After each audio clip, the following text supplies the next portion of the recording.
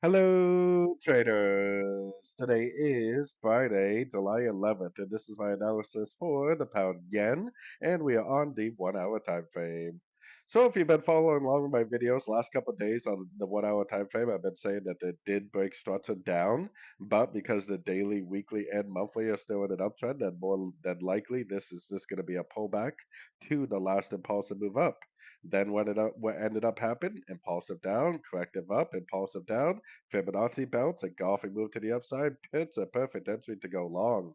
I don't really think I'd want to be going long now. The strategy for me is to either already be long from back here, waiting for an exit, or the strategy would be to be patiently waiting for more three-way pullbacks to go long again.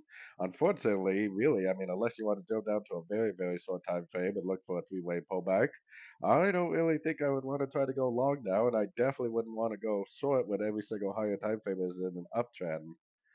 So, anyways, don't forget to check out my free Discord channel, which is linked down here in the corner. Take a look at my website, fxpipcollector.com. And as always, thank you for watching and happy trading.